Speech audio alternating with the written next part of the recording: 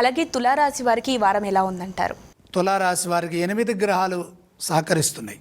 అంటే అత్యద్భుతమైన బ్రహ్మాండమైన కాలం. 4 గ్రహాలు 3వ రాశిలో ఉన్నాయి. రవి, చంద్ర, కుజ, శుక్రులు. 2లో బుధుడు, 9లో గురువు, 11లో కేతువు, 6లో శని.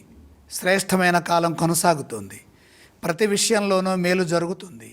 మన ముందున్న అవకాశాలను అదృష్టంగా మార్చుకోవాలి. అందుకు తగిన విధంగా కృషి చేయండి. స్వల్ప ప్రయత్నంతోనే విశేషమైన లాభాలు కలుగుతాయి. గతం కంటే మేలైన కాలము. అదృష్టవంతులవుతారు. ముఖ్యమైన కార్యక్రమాల్లో ఆశయం నెరవేరుతుంది. ఆశయాలకు తగ్గట్టుగా భవిష్యత్తుని తీర్చిదిద్దుకునే వీలు కలుగుతుంది. గృహ భూవాహనాది సత్ఫలితాలు కలుగుతాయి.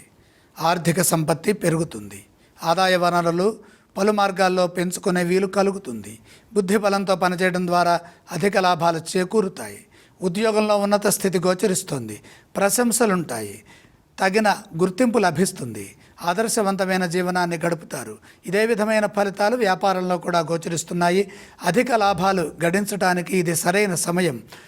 కుటుంబ సభ్యులతో కలిసి ఆనందిస్తారు. శుభవార్తలు ఆనందాన్ని ఇస్తాయి. ఈ రాశి వారు ఏ స్తోత్రం పఠిస్తే బాగుంటుందంటారు గురువుగారు? తులారాశి వారికి బ్రహ్మాండమైన శుభకాలం ఉన్నది కాబట్టి మహాలక్ష్మీ దేవిని స్మరించండి. ఇక ఈ రాశి వారు ఏ ఆలయాన్ని సందర్శించాలి? లక్ష్మీ దర్శనం శుభప్రదం. ఈ వారం ఏవేవి దానం చేస్తే బాగుంటుందంటారు? దానాలతో పని లేదు.